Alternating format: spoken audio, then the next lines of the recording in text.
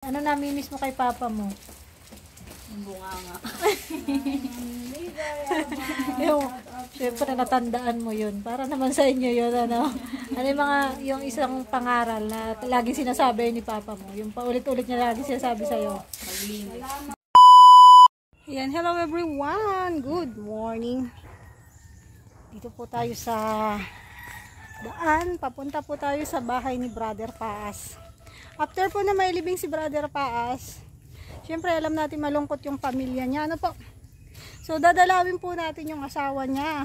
Ay, nag-iisa lang po tayo, no? Dalawin po natin yung asawa ni Brother Paas at saka yung kanyang mga anak. Kukumustahin po natin, ano? Kumusta na ba yung ano?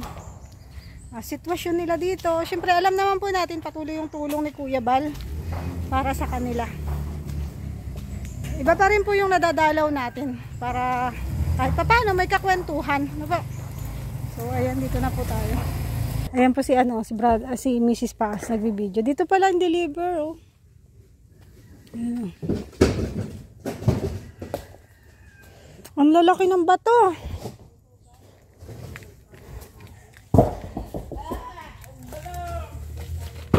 Dito na po tayo. Hello! Gandang hapon po! Ito si Mrs. Hello. Ako lang. Grabe, lalaki ng bato. Daw kasi yung panlagay dyan, gusto ko na malagyan yun kasi hindi magandang... Patatakpan yung ano. Ilalagay mo na daw yan sa ilalim bago yung mix para matibay daw. Ano ba yan? Poso? Yung pinagana ng puso, pinagay. Ay! Grabe, ang lalaki. Dapat bawas ang ano niyan. Bayad, yung kapatid ko may bayad din sa akin.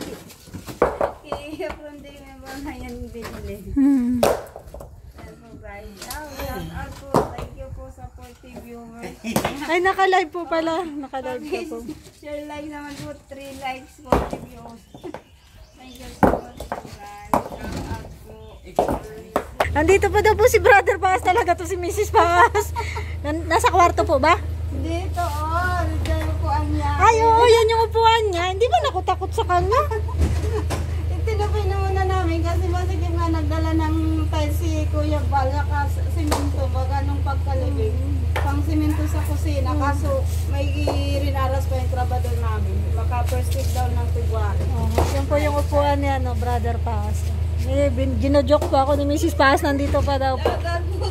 Hindi man po ako takot. Nag-iisa nga lang akong pumunta dito. Sabi ko dalawin ko sila. Sabi ko nga, gusto ko nga makita eh. Kaya minsan naamoy ko yung amoy niya.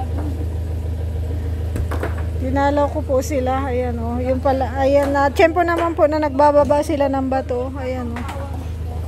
Bababa ng bato.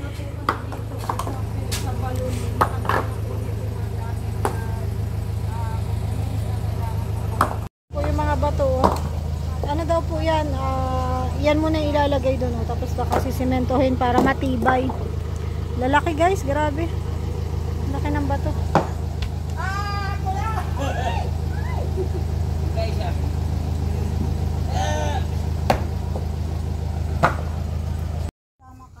Mabuti nga. Buti nga at may kasama po kayo. Ayan. May mga gagawin para makatulong. Guys, wala na yung kaldereta ko. Abuti, kanina bro, nakapasyal ka. Saan ka ngayon? Bahay. Hindi, nagpunta ako dyan kay na Kuya Brooks. Tapos sabi ko, dalawin kita dito. Sa prayer ko nga nun, sabi ko, di balilod na kalaga ako, huwag mo na siya kunin. Kahit mahirap man talaga mag-alaga pag may naramdaman. So sabi ko, okay lang yun. Okay lang Lord, pagkarautusan ako. Kung ano gusto niya, basta nandyan lang siya. Kaso hindi yun yung kalooban ni Lord ay. Pero nakikita ko man, nahihirapan. Okay naman. Naaawa naman ako. Kaya nga. Wala na akong partner dun sa amin, dito na sa daet. Hindi ko pinapakita sa kanya.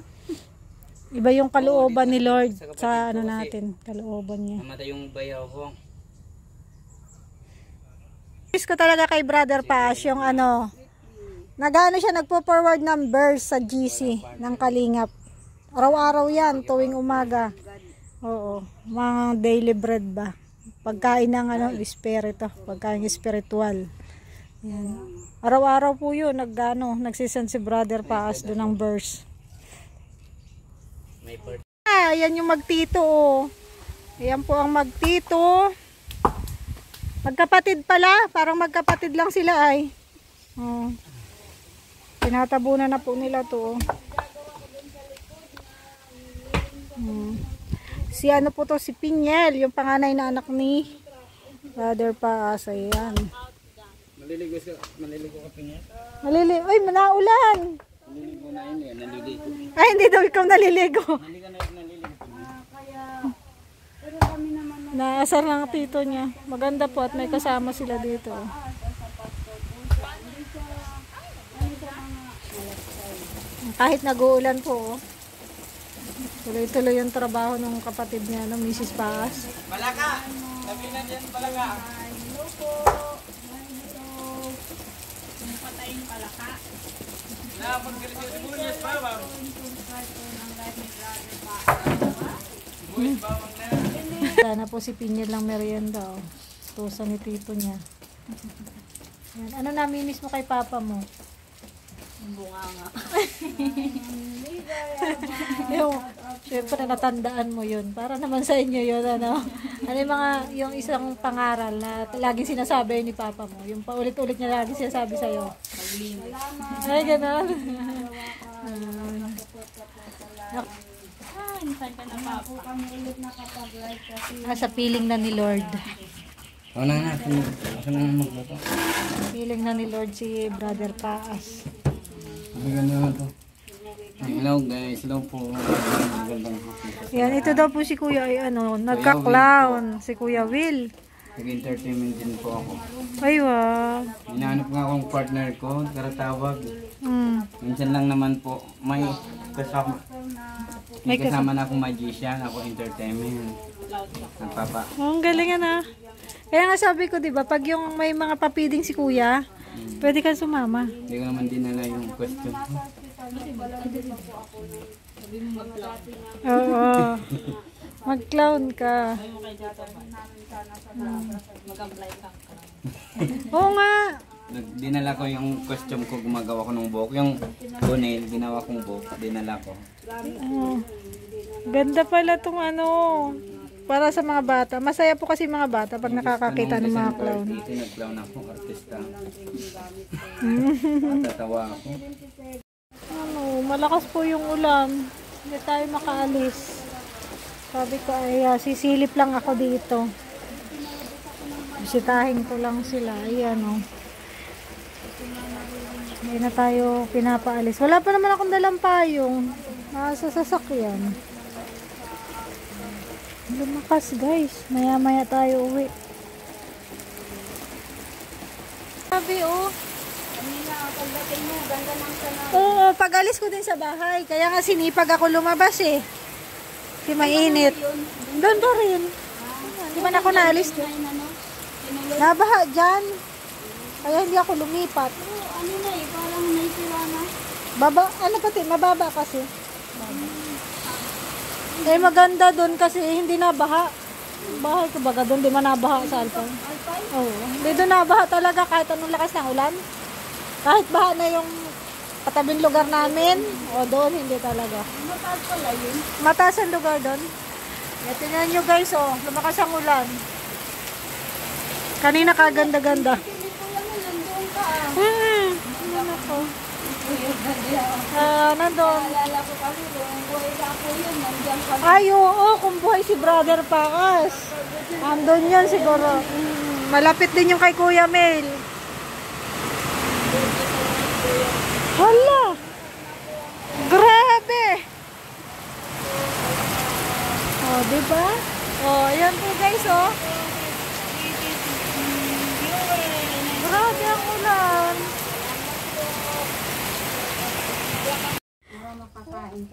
At tumigil na po yung ulan, oh. Pinagluto lang yung kapatid ni Mrs. Paas ng merienda, oh. Pinaghandaan pa talaga ako ni ni Kuya. Ano pangalan? Rowel. Ayan. Pero ang palayaw na Inoy. Ayan, ni Kuya Noy. O, di ba? Kuya Noy. Ang bilis niya magluto. Magaling yan. Ano pala siya, no? Magaling magluto. Magaling yan. Yan ang ano niya. Business niya magluto. Wow, talent niya pala yung magluto. Nandito siya ay makapahinga niya ako magluto. Ayan. Kumusta ka naman po? Okay naman. Kumusta ka naman? Ayan, biyaya po ng Diyos, patuloy na lumalaban sa ganitong kalagayan. Lagi na lang akong nananalangin na tutulungan ako ni Brother Paas sa aking araw-araw. Alam ko nandyan lang siya, lagi nakatingin, nakasubaybay sa akin at sa aming dalawang anak. At nararamdaman ko yun na tinutulungan niya ako. Kahit may mga ginagawa-gawa ako ay nandyan talaga ang Presensya niya. Presensya na nararamdaman ko po. At alam ko na hindi madali yung nangyaring ito kasi nakakabigla, nakakagulat kasi nung New Year lang, December lang, malakas naman po siya. Pero after nung magkaroon ng Thanksgiving, yung party ng kanila, nung nakita ko doon, nabing ako nung kasama, ang saya-saya pala niya yun, parang ang sayaw niya, parang wala siyang nararamdaman. Yung ano pala, yung yung prayer natin sa church, ay sa hospital, no? Last prayer na pala yun natin sa kanya. Kaya nga. Nandumalaw po kasi ako sa hospital. Yung pinag-pray pa po namin yun bago ako umuwi. Kaya yun, na nakakabigla kasi malakas naman siya. Tapos after nga nung magka-party na yun, gabi-gabi na yun na hindi siya makatulog, sumusuka siya. Di ba di ba inoperahan yan, yung isang ano mo? Yung bukol na una, inopera. Na biopsy, yun nga din, stage 3, cancer.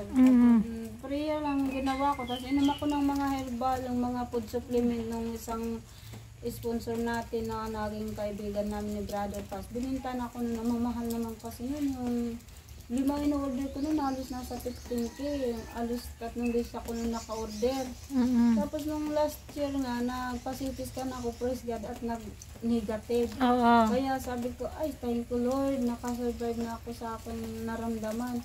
Mula nun, parang hindi ko na sabi ko, magaling naman ako yung pagkain ko, nagbalik sa normal. Kaya naman ang katawan ko.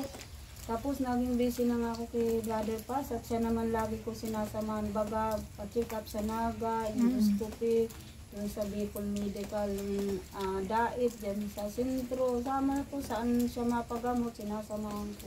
Noong November, nagkataon na may 10% ultrasound dyan sa pinagpapacheck upan ko nga sa Medical Plaza.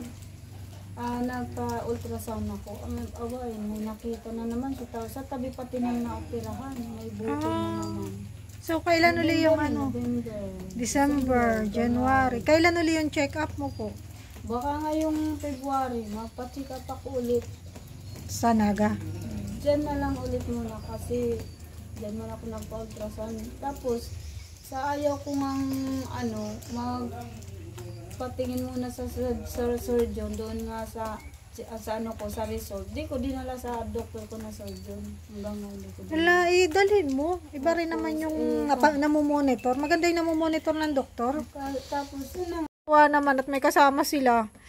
Natuwa ako at may kasama. Di pa ako na kaya lang ng buhok ko. Saka wala si Brother Paz, para ko nag-aayos lagi.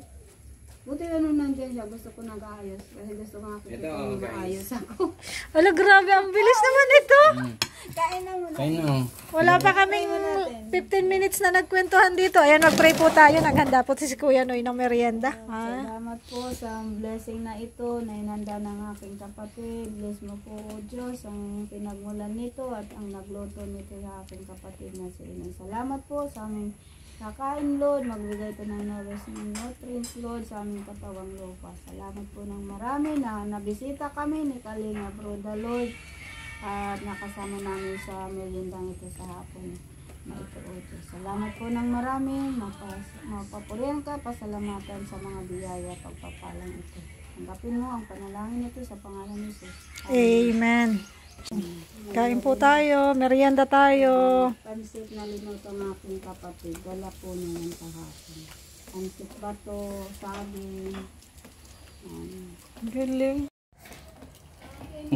Walang ko lang yung konting. Ang bilis niya nagluto, pero ang sarap po.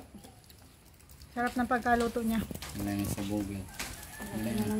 Maraming salamat po sa merienda. Salamat kay Kuya Noy na talagang mabilisang nagluto. Ano? Tumigil na yung ulan. Oh. Tapos na daw kasi ako magmerienda. Ng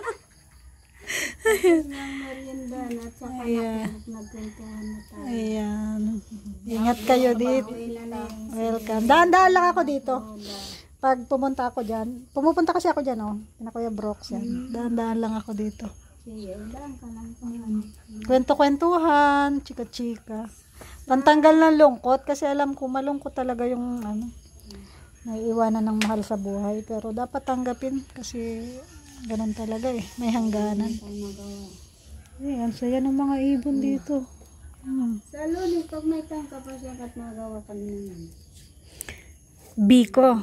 Ano, yung laing. Laing, oh. May tagaluto sila ito. Maraming talento si kuya pala. Napakaswerte naman ni Mrs. Pa sa kanyang kapatid. At sinamahan siya dito. Oo nga. Kaya thanks Lord sa buhay niya. Kaya. Lagi hindi siya ng dalawang isip. Sinabihan namin ng mga kapatid ko. Sumami mo na si manay mo dito at wala sila kasama. Sige, babalik na lang ako. At yung mga naiwan daw niyan doon, mayroon siyang aasikaso.